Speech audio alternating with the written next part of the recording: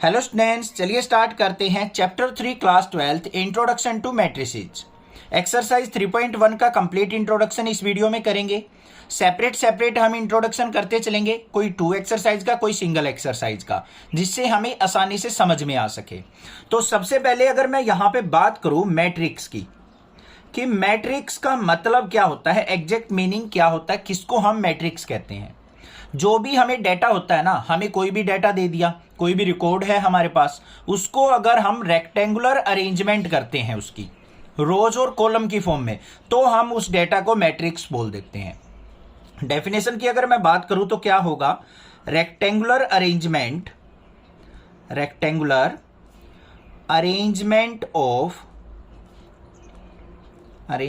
Of data in form of rows and column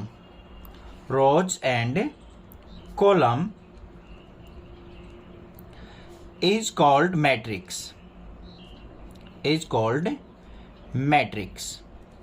अब किसी भी डेटा को अगर मैं रो और कॉलम की फॉर्म में अरेंज कर देता हूं ना, रेक्टेंगुलर अरेंजमेंट में, तो उसको मैं मैट्रिक्स बोल दूंगा। अब ये रोज और कॉलम होती क्या है, बिल्कुल सिंपल चीज है। जैसे हमारी कॉपी के अंदर लाइनिंग होती है, इस तरीके से लाइंस चलती हैं, इनको हम बोलते हैं बच्चों रो। ये ध्यान रखनी है, बच्चे इनमें मिस्टेक कर जाते हैं कई बार। और जो वर्टिकल लाइंस होती हैं हमारी इस तरीके से, ये हमारी कहलाती हैं कॉलम्स। क्या होती हैं ये? कॉलम्स होती हैं। ठीक है। अब मान लो कोई भी हमारे पास एक मैट्रिक्स है, उसके अंदर हमें डेटा लिखना है। इस तरीके से हम ब्रैकेट लगाएंगे, कैपिटल ब्रैकेट जैसे होती है। इसके अंदर एलिमेंट्स लिखेंगे हम, मान लो 2 3 4 5 6 7। ये हमारा रिकॉर्ड हो गया। ये देखो किस फॉर्म में है, ये तो हमारे पास रो होगी, 2 रोज 3 कॉलम्स। तो ये हमारा क्या हो गया, एक मैट्रिक्स फॉर्म कर गया। और जो इसके अंदर वैल्यूज होती हैं, जो भी हमारा डेटा होता है, उनको हम क्या बोलते हैं, एलिमेंट्स ऑफ मैट्रिक्स बोलते हैं। क्या बोलते हैं बच्चों उनको हम? Elements of matrix. इतनी बात क्लियर हो गई। उसके बाद जो नेक्स्ट टर्म आती है वो होता है हमारा order of matrix. Order of matrices या फिर मैट्रिक्स, दोनों वर्ड यूज किए जा सकते हैं, ये आपने ध्यान रखना है। कंफ्यूज नहीं होना है कि मैट्रिसेस का मतलब क्या है और मैट्रिक्स का मतलब क्या है। अब इसके अंदर देखो, मान लो हमने ये एक अपना रिकॉर्ड बना लिया, मैट्रिक्स बना ली। इसके अंदर क्या है, नंबर ऑफ रोज भी है और नंबर ऑफ कॉलम्स भी हैं। तो हम किसी भी मैट्रिक्स के ऑर्डर को कैसे डिफाइन करेंगे, ध्यान से देखो एक डेफिनेशन से। If matrix having m number of rows and n number of columns, इसमें m और n की वैल्यू कोई भी इंटीजर वैल्यू हो सकती है हमारी, ठीक है, कोई भी वैल्यू आ सकती है यहां पे। तो उनको क्या कहा है उसने ऑर्डर के अंदर, if A matrix having m number of rows and n number of columns, then order of matrix क्या होगा बच्चों, m इंटू n। इस तरीके से हम किसी भी मैट्रिक्स के ऑर्डर को राइट डाउन करेंगे। ये m क्या डिनोट करता है, नंबर ऑफ रोज को, n डिनोट करता है नंबर ऑफ कॉलम्स को। एग्जांपल भी देख लें हम। इस तरीके से हो सकता है 2x2 की मैट्रिक्स हो सकती है, जिसके अंदर 2 रो हो 2 कॉलम हो। 3x2 की मैट्रिक्स हो सकती है, 3 रोज हो 2 कॉलम हो। 2x3 की मैट्रिक्स हो सकती है, 1x1 की भी हो सकती है। ये हमारे क्या हो गए, एग्जाम्पल। और इसी से हम क्या डिनोट करते हैं, ऑर्डर ऑफ मैट्रिक्स डिनोट करते हैं। क्लियर हो गई बात। अब यहां पे ध्यान से देखो, ये जो हमने एग्जाम्पल लिया था, इसके अंदर कितनी रोज है, 2 रोज है, 3 कॉलम्स है। तो ये हमारी 2x3 की मैट्रिक्स है। ये ऑर्डर हो गया इसका। समझ में आ गई ये टर्म, ऑर्डर ऑफ मैट्रिक्स, कोई भी दिक्कत नहीं होनी चाहिए। उसके बाद बात आती है number of elements in matrix. Number of elements in matrix, ध्यान से समझते जाना, एक एक चीज समझाऊंगा ध्यान से। नंबर ऑफ एलिमेंट्स अगर किसी मैट्रिक्स के निकालने हैं तो आपको करना क्या है, रोज की मल्टीप्लाई कर देनी है बस, किससे, कॉलम से। कितनी भी बड़ी मैट्रिक्स हो, अगर रोज और कॉलम की मल्टीप्लाई कर दोगे तो आपके पास नंबर ऑफ एलिमेंट्स आ जाएंगे। अब इस एग्जांपल को ले लो, इसमें 2 रोज हैं 3 कॉलम्स हैं, तो 2 × 3 इज इक्वल टू क्या आ गया, 6 एलिमेंट। तो जो हमने ए मैट्रिक्स मानी थी उसके अंदर एलिमेंट्स कितने हो गए? 6 एलिमेंट। अब देख लो 1 2 3 4 5 6 ही तो एलिमेंट है। कितनी भी बड़ी मैट्रिक्स हो, रोज और कॉलम को मल्टीप्लाई कर दो, नंबर ऑफ एलिमेंट्स आपके सामने आ जाएंगे। ये भी बात क्लियर हो गई। नेक्स्ट जो बात सीखेंगे हम, नेमिंग ऑफ एलिमेंट्स। अब ये जो एलिमेंट्स होती है ना, इनका नामकरण किया जाता है, नेमिंग की जाती है कि हम किसी भी एलिमेंट को किस तरीके से पहचानेंगे, वो चीज और सीखेंगे अब यहां पे। तो हमारे पास नेक्स्ट पॉइंट क्या आता है? Naming of elements. कैसे करेंगे देखो ध्यान से। मान लो हमारे पास मैट्रिक्स है ये ए मैट्रिक्स, उसके अंदर एलिमेंट्स है बच्चों 2 3 4 5 6 7।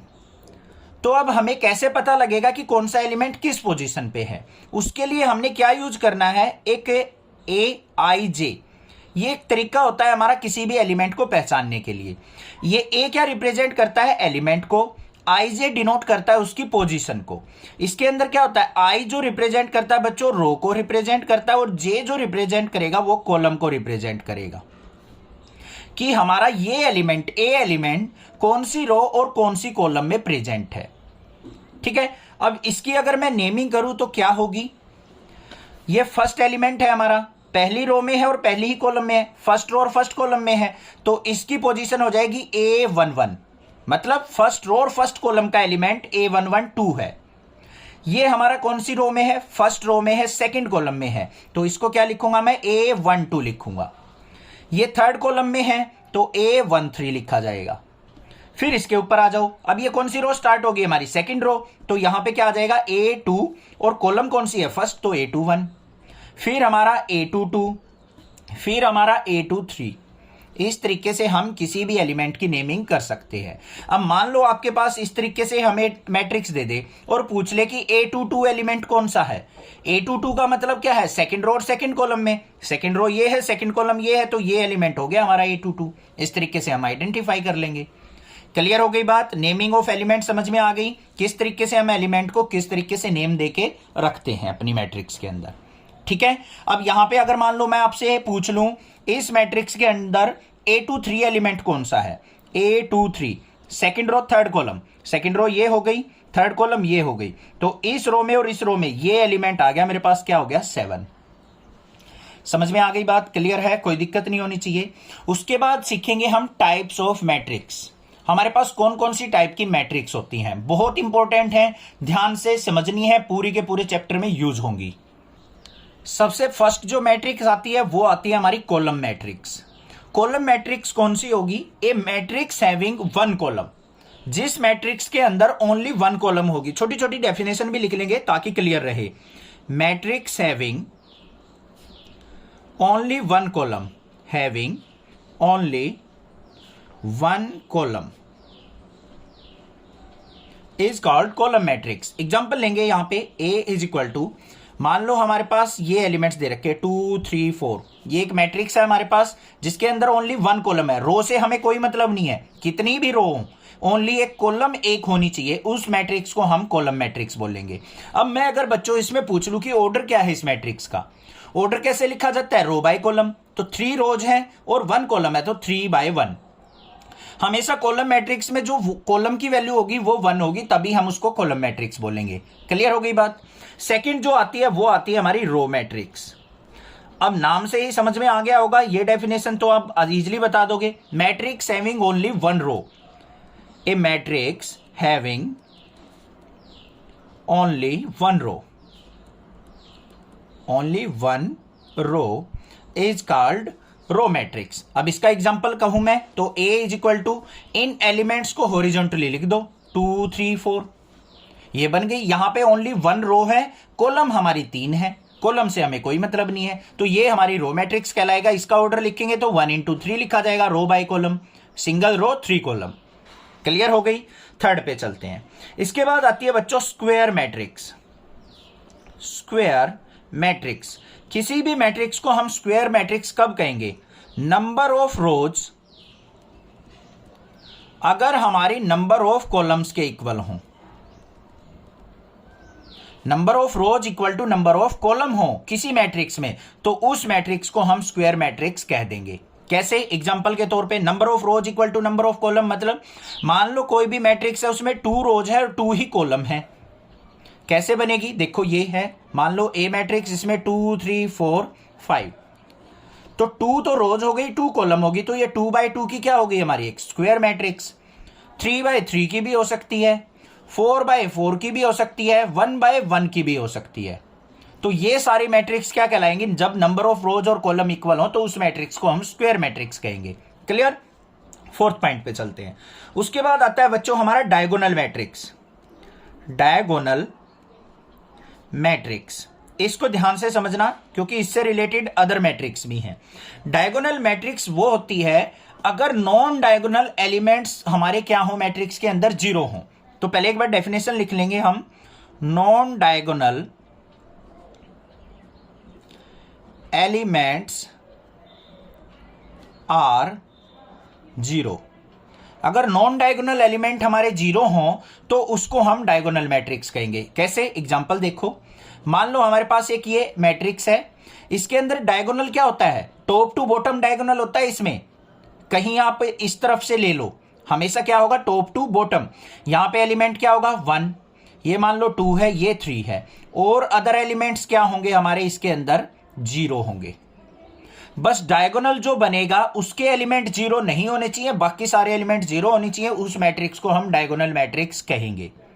क्लियर हो गई बात? समझ में आ गई? फिफ्थ पॉइंट पे चलते हैं। डायगोनल मैट्रिक्स के बाद आता है हमारे पास बच्चों स्केलर मैट्रिक्स। क्या कहेंगे? स्केलर मैट्रिक्स कौन सी होगी? Scalar matrix. जो हमारी डायगोनल मैट्रिक्स होती है ना, वही हमारी स्केलर मैट्रिक्स बनती है अगर हमारे डायगोनली एलिमेंट क्या हो? इक्वल हो। क्या लिखेंगे यहां पे? A diagonal matrix, a diagonal matrix is scalar if diagonal elements are equal. Diagonal elements are equal. बस ये बात लिखनी है आपको। अगर डायगोनल एलिमेंट हमारे इक्वल होंगे तो उस मैट्रिक्स को हम क्या कह देंगे? Scalar matrix. कैसे? एग्जांपल देखते हैं यहां पे। मान लो हमारे पास कोई मैट्रिक्स है 2 0 0 0 2 0 0 0 2, तो डायगोनल एलिमेंट्स देखो नॉन जीरो हैं, ये डायगोनल मैट्रिक्स बन गई, और साथ में सारे के सारे एलिमेंट सेम भी हैं, तो इस मैट्रिक्स को हम स्केलर मैट्रिक्स कह देंगे। समझ में आ गई बात? क्लियर है? कोई दिक्कत नहीं होनी चाहिए। उसके बाद सिक्स्थ आती है हमारे पास आइडेंटिटी मैट्रिक्स। आइडेंटिटी मैट्रिक्स ये मोस्ट इंपॉर्टेंट है, पूरे चैप्टर में यूज होगी आइडेंटिटी मैट्रिक्स। इसके अंदर क्या होगा? हमारे डायगोनल एलिमेंट अगर क्या हो? 1 1 1 हो। कैसे? मान लो ए मैट्रिक्स है, इसके डायगोनल एलिमेंट क्या है? 1 1 1, बाकी एलिमेंट्स क्या है हमारे? 0। तो इस मैट्रिक्स को क्या कह देंगे हम? आइडेंटिटी मैट्रिक्स, और इसको हम कैपिटल आई से रिप्रेजेंट करते हैं। क्या कहा है मैंने? आइडेंटिटी मैट्रिक्स बच्चों जिसमें डायगोनली जो एलिमेंट होंगे वो एक जैसे होंगे और ओनली 1 1 होंगे, उस मैट्रिक्स को हम आइडेंटिटी मैट्रिक्स कहेंगे। ठीक है? लास्ट जो आ गया वो आ गया मेरा जीरो मैट्रिक्स। जीरो मैट्रिक्स नाम से ही क्लियर हो रहा है, जिस मैट्रिक्स में सारे के सारे एलिमेंट क्या हो? 0। मान लो हमारे पास 2/2 की मैट्रिक्स है, उसके एलिमेंट्स क्या है? 0 0। मान लो 3/3 की मैट्रिक्स है कोई बी मैट्रिक्स, उसमें एलिमेंट्स क्या है? इस तरीके से है, तीनों रोज और तीनों कॉलम में एलिमेंट्स क्या हो? 0 0 हो, तो उस मैट्रिक्स को हम जीरो मैट्रिक्स कहेंगे। क्लियर हो गई बात? समझ में आ गई बात? क्लियर है? अब क्वेश्चन नंबर फर्स्ट देख लेते हैं, एक्सरसाइज 3.1 का। क्वेश्चन नंबर फर्स्ट क्या दे रखा है? इन द मैट्रिक्स ए के एलिमेंट्स दे रखे हैं हमें। ठीक है? इसकी हेल्प से हमें ये 3 डिफरेंट क्वेश्चंस के आंसर देने हैं। फर्स्ट क्या है? The order of the matrix, हमें इस मैट्रिक्स का ऑर्डर राइट डाउन करना है। सेकंड क्या है? नंबर ऑफ एलिमेंट्स हमने फाइंड आउट करने की, इस मैट्रिक्स के अंदर कितने नंबर ऑफ एलिमेंट्स हैं। Third, right the element this, ये हमें नेमिंग दे रखी है कि इनकी पोजीशन हमें बता रखी है, इसकी हेल्प से हमें इनकी वैल्यू फाइंड आउट करनी है। ठीक है? करेंगे कैसे? चलिए देखते हैं। ए मैट्रिक्स ये है हमारे पास। सबसे पहले पूछा है ऑर्डर ऑफ द मैट्रिक्स, तो बच्चों अभी मैंने इंट्रोडक्शन के अंदर बताया था ऑर्डर ऑफ मैट्रिक्स क्या होता है बच्चों हमारा? इज इक्वल टू क्या होता है? रोज बाय कॉलम। इस तरीके से हम ऑर्डर लिखते हैं। तो ध्यान से देखो यहां पे रोज कितनी है बच्चों, 1 2 3, 3 रोज हैं, मल्टीप्लाई कॉलम्स कितनी है, 1 2 3 4, 4 कॉलम्स है। तो 3/4 क्या हो गया हमारा आंसर, हो गया इसका ऑर्डर आ गया मेरे पास 3/4। ठीक है, सेकंड पे चलते हैं। नेक्स्ट पूछा है number of elements. Number of elements किसके इक्वल होंगे। अब बच्चों यहां पे ये काम नहीं करना है अपने, सर मैं तो काउंटिंग करके लिख दूंगा 1 2 3 4 5 6 7 8 9 10 11 12 हो गए सर, 12 आंसर आ गया। ऐसे नहीं करना है बच्चों आपको। ठीक है, किसके इक्वल होता है number of elements, rows multiply column. तो किसके इक्वल हो जाएगा हमारा, यहां पे 3 रोज है 4 कॉलम है, 3 4 जा क्या आ गया 12 एलिमेंट्स होंगे हमारे। एक प्रॉपर वे से आपको क्वेश्चन करना है, तभी आपको फुल मार्क्स मिलेंगे, डायरेक्ट 12 नहीं लिखना है। थर्ड पार्ट पे चलो। थर्ड पार्ट पे क्या पूछा है उसने, राइट द एलिमेंट्स। हमें इन एलिमेंट्स को बताना है कि इस पोजीशन पे कौन सा एलिमेंट प्रेजेंट है। हमने पहला क्या दे रखा है, A13। अब कोई भी एलिमेंट्स लिखा जाता है AIJ की फॉर्म में लिखा जाता है, आपको पता है। I क्या होता है हमारा, रो होता है, और J क्या होता है हमारा, कॉलम होता है, बताया था इंट्रोडक्शन में। तो फर्स्ट रो और थर्ड कॉलम का एलिमेंट A13 का मतलब क्या है, फर्स्ट रो में होना चाहिए और थर्ड कॉलम पे होना चाहिए। ये हमारी रो है इस तरफ, इस तरीके से। अगर कंफ्यूजन हो ना स्टार्टिंग में तो इस तरीके से लिख लो, ये R1 रो, ये R2 रो, ये R3 रो। ऊपर से कॉलम है C1 C2 C3 C4। वैसे अब बड़े बच्चे हो चुके हो, इतनी ज्यादा जरूरत नहीं पड़ेगी मेरे ख्याल से लिखने की, बट मैंने आपको समझा दिया है। फर्स्ट रो और थर्ड कॉलम, फर्स्ट रो ये है, थर्ड कॉलम ये है, तो एलिमेंट्स कौन सा आ गया 19। तो बस आंसर हो गया, आसान था। अगले पे चलो, A21 second row first column, second row ये है, फर्स्ट कॉलम ये है, तो 35 आ गया। A33 मतलब थर्ड रो और थर्ड ही कॉलम है, इस तरीके में ध्यान रखना है आपने, थर्ड रो ये है, थर्ड कॉलम ये है, तो -5 आ गया। उसके बाद क्या पूछ रखा है हमसे, A24। A24 का मतलब क्या, second row fourth column, second row ये रही, फोर्थ कॉलम ये ऊपर से आएगी, तो 12 आ गया। लास्ट है A23। A23 का मतलब क्या, second row third column, second row ये रही, थर्ड कॉलम ये रही, तो 5/2 आ गया। ये हो गए हमारे पास आंसर। आई होप क्वेश्चन में कोई भी दिक्कत नहीं होगी, क्लियर हो गया होगा क्वेश्चन नंबर फर्स्ट, और इंट्रोडक्शन पार्ट भी अच्छे से समझ में आ गया होगा। अगर बहुत अच्छे से समझ में आया तो नेक्सा क्लासेस को सब्सक्राइब देना चैनल को, और ज्यादा से ज्यादा शेयर करना, और कमेंट करके बताना आपको नेक्सा क्लासेस कैसा लगता है। Thank you students for your love and support for Nexa classes. Thanks.